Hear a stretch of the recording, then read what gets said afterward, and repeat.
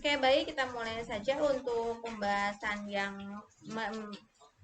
belajar hari ini. Kita akan membahas tentang soal yang kemarin saya bagikan untuk mata kuliah kursus keuangan lanjutan. Langsung bahas saja ya untuk yang soal yang pertama, apa yang dimaksud dengan kepemilikan minoritas. Nah, sebagai peran pengantar di sini ada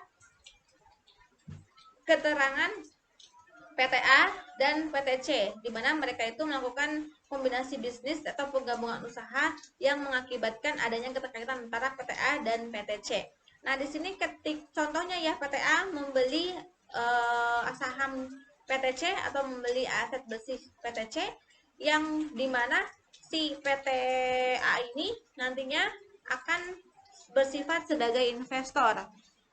Nah, untuk persentase kepemilikannya tergantung kemampuan PTA tersebut. Bisa 1%, 50%, 80%, atau 1%. Nah, kalau sepertinya di sini PTA membelinya hanya 30%, otomatis di sini PTA memiliki kepemilikan atas PTC senilai 30%. Lalu yang 70%-nya itu bukan dimiliki oleh si PTA. Contohlah PT B. Nah, di sini ketika ada jumlah modal PTC itu kebagi dua sebesar 30 dan 70%, maka akan timbul hak yang harus dipenuhi oleh PTC. Berarti di sini ada hak minoritas dan ada hak mayoritas. Berarti kalau kayak gitu, ketika di sini kepemilikan yang dimaksud dengan hak mayoritas itu dimana si pembeli saham itu membeli kepemilikannya lebih dari 50%, sehingga di sini timbul hak mayoritas. Tetapi kalau kepemilikan yang dibelinya kurang dari 50%, maka munculnya itu hak minoritas.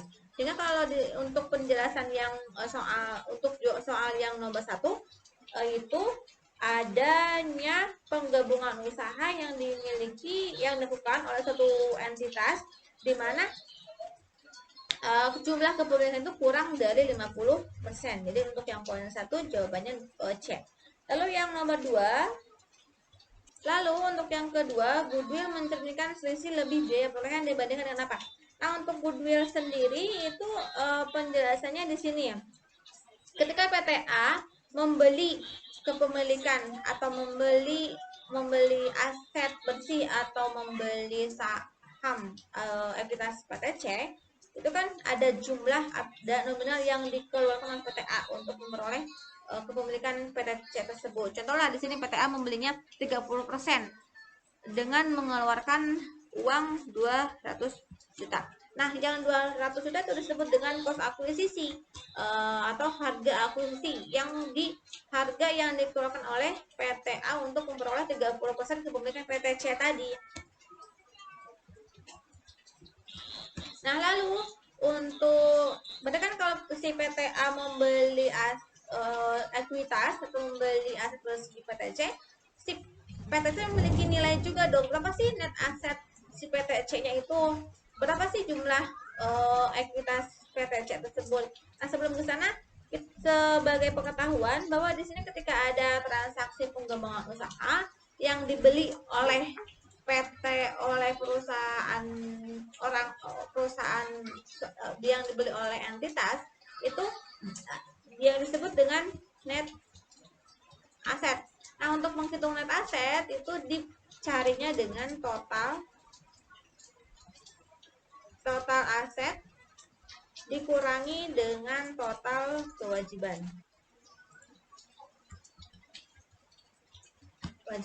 Nah, ini disebut dengan net aset. Kalau sepertinya di soalnya tidak ada keterangan total asetnya berapa, total kewajibannya berapa, maka net aset juga bisa dicari dengan cara menjumlahkan akun-akun yang termasuk ke dalam ekuitas, gitu ya. Sehingga di sini total yang dibeli oleh PTA itu bisa ini atau bisa ini saja. Contohnya di sini aset bersihnya, berarti yang dibeli oleh PTA atas PTC itu aset dan kewajiban si PTC. Berarti kan di sini si PTC harus memiliki nilai berapa sih asetnya, berapa sih kewajibannya. Nah, untuk perbandingannya itu sesuai dengan nilai wajar si aset bersih yang diidentifikasinya. Jadi untuk mencari goodwill itu diperoleh dengan aset bersih teridentifikasi, sehingga tidak hanya aset wujud saja atau tidak hanya aset tidak berwujud saja, tetapi untuk menghitung nilai aset bersih itu semua jumlah aset dikurangi semua jumlah kewajiban. Dapatlah net aset dan nilai aset bersih. Nah, di sini ada keterangan nih, oh ada ya. Karena ada di sini senilai 150 juta, berarti di sini ada selisih dong 50 juta. Nah, karena ada perbedaan nilai antara jumlah yang dikeluarkan oleh si PT A dengan jumlah aset bersih yang diperoleh oleh PT A dari PT C, maka perbedaan tersebut diakui sebagai goodwill. Jadi kayak gitu, sesuai dengan penjelasan yang tadi, untuk yang poin 2, goodwill itu mencerminkan nilai wajar yang dialokasikan ke aset yang teridentifikasi dikurangi dengan jumlah kewajibannya. Nilai wajar ya, bukan nilai goodwill. Lalu yang ketiga, pada tanggal 15 Februari, PT Rencana membayar 1,5 M untuk seluruh saham biasa diminta untuk menghitung goodwill. Nah, rumus untuk menghitung goodwill itu langsung saja kita masukkan ke dalam komponennya. Untuk memperoleh goodwill itu caranya itu dengan mengurangkan antara cost acquisition-nya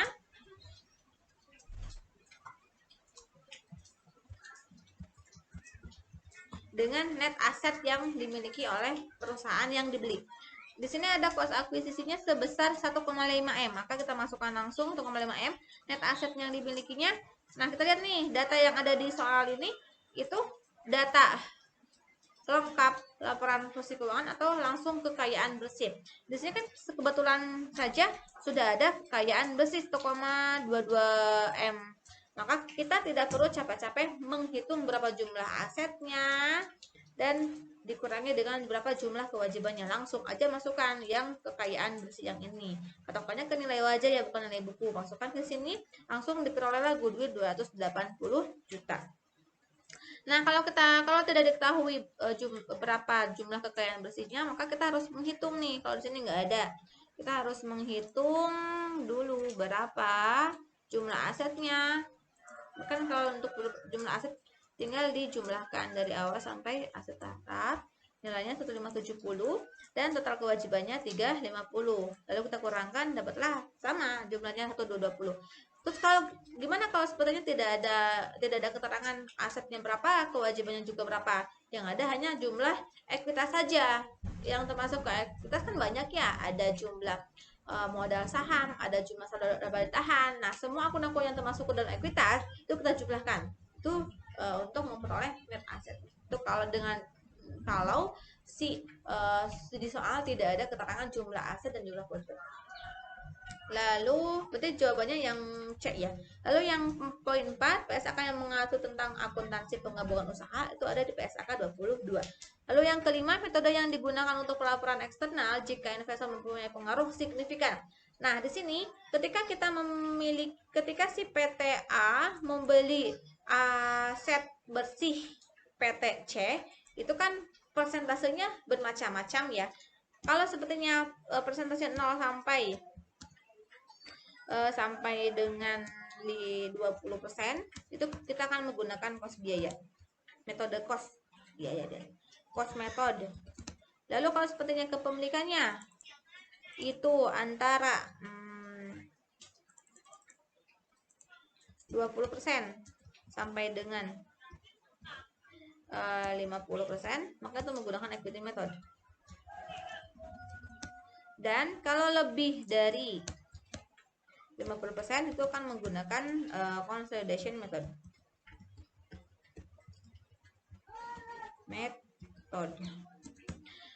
Nah, bedanya apa? Kalau masuk ke dalam yang klasifikasi yang ini, yang pertama, ini si PT A itu tidak memiliki pengaruh yang signifikan terhadap PT C. Kalau PT A membelinya hanya 15%, maka ini tidak memiliki pengaruhnya, tidak signifikan. Tapi kalau sepertinya masuk ke kriteria yang kedua, 20 sampai 50, maka itu si PTA ini memiliki pengaruh yang signifikan. Nah, kalau sepertinya PTA ini membeli kepemilikan PTC 60%, maka di sini PTA sifatnya sebagai pengendali. Kalau pengendali, maka di sini si PTA menjadi perusahaan induk, yang dimana si perusahaan induk ini yaitu PTA memiliki kewajiban untuk membuat laporan konsolidasi. Nah, berdasarkan penjelasan yang tadi saya sampaikan, maka kalau untuk melihat dari soal yang ini, yang pertama metode ekuitas. Metode ekuitas ini harus ini ya signifikan, lalu kepemilikannya antara 20 sampai 50. Lalu metode biaya seperti yang tadi, metode investasi. Nah, untuk metode investasi tidak ada di standarnya. Ketika si PTA membeli aset bersih PTC tidak bisa menggunakan metode investasi. Nah, tidak ada. Lalu yang D, metode gabungan. Metode gabungan ini ketika si kepemilikannya lebih dari 50%. Nah, keterangan di sini itu di soal itu kita lihat nih penjelasannya masuk kemana ya. Di soal ini metode yang digunakan untuk pelaporan eksternal jika investornya memiliki pengaruh signifikan. Berarti kalau kayak gitu, metode yang digunakan menggunakan metode yang ekuitas. Lalu yang poin yang nomor 6, kita diminta untuk mencari jumlah investasi PT Podomoro. Nah, caranya gimana? Nah, untuk menghitung untuk menghitung jumlah investasi, di sini saya tampilkan rumusnya dulu. Nah, untuk menghitung rumus investasi akhir itu caranya dengan menjumlahkan antara saldo awal investasi lalu dikurangi dengan dividen yang diterima, lalu ditambah dengan laba dari PT yang dibeli, kalau tadi PTC. Lalu kalau ada rugi maka dikurangi rugi dari PTC. Lalu di sini ada dipengaruhi dari amortisasi akun-akun yang mengalami perubahan nilai. Bisa sifatnya positif, bisa sifatnya negatif. Kita lihat nih, caranya ini ya, rumusnya pakai yang ini. Untuk yang soal 6 tadi. Nah, caranya kita masukkan ke sini soal nomor 6. PT Kelana membeli 30%. Berarti PT Kelana membeli 30% kepemilikan PT Podomoro senilai 250 juta. Kepemilikannya 30%. Lalu kita harus mencari di sini ada keterangannya itu ekuitas pemegang saham saja senilai 500 juta. Nilai tercatat aset bersih sama dengan nilai wajarnya, kecuali nilai peralatan yang dimana nilai tersebut lebih besar dari nilai tercatat senilai 200 juta dan peralatan tersebut memiliki masa manfaat 15 tahun. Lalu PT Podomoro melaporkan laba bersihnya senilai 100 juta untuk 20x3 dan tidak membayar dividen. Kita diminta untuk mencatat investasi yang dilakukan oleh PT Kelana. Di sini kita analisis dulu. Dari soal yang nomor 6 ini kita harus mencari berapa sih jumlah saldo awal investasinya. Langsung aja ya di sini ya. Saldo awal investasinya 250 juta sesuai dengan cost akuisisinya. Lalu ada laba enggak? Labanya senilai 200 juta. Kita masukkan ke saldo laba 100 juta. Nah, karena di sini kepemilikannya itu hanya 30%, maka si laba yang 100 juta ini dikalikan dengan 30% kepemilikan PT Kelana. Sehingga jumlah penambahan labanya hanya 30 juta. Lalu ada perubahan dividen ada nggak? Tidak ada. Kalau tidak ada dinolkan saja. Lalu amortisasinya equipment itu ada 4 juta. Dari mana? Karena kita lihat untuk amortisasi di sini aturannya ya. Ketika di sini nilai wajar dari aset tersebut lebih besar dari nilai tercatatnya, maka sifatnya positif. Kita lihat nih, di soal tersebut ada keterangan bahwa nilai tercatat aset bersih nilai wajarnya lebih besar dibandingkan nilai tercatat senilai 200 juta. Maka untuk menghitung amortisasinya kita masukkan ke tabel yang ini. Akunnya akun equipment, selisih yang dihasilkan pada saat akuisisi 200 juta karena kan lebih besarnya 200 juta. Persentasenya 30%, proporsi selisihnya ini hanya dikalikan karena si PT Kelana ini memiliki kepemilikannya hanya 30% saja. Berarti di sini PT mana Kelana laba dari equipmentnya 200 juta dikalikan dengan kepemilikannya 30%, dapatlah 60 juta. Nah, untuk menghitung amortisasinya dibagi dengan si masa manfaatnya 15 tahun, dapatlah amortisasi pertamanya ya 4 juta. Kita masukkan ke sini karena di sebentar.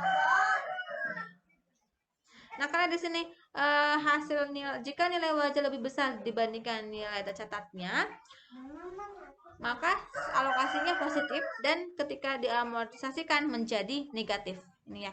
Sehingga di sini diamortisasinya itu negatif 4 juta. Maka jumlah yang diperoleh itu saldo akhir investasi senilai 276. Maka untuk jawaban yang nomor 6 itu yang poin D.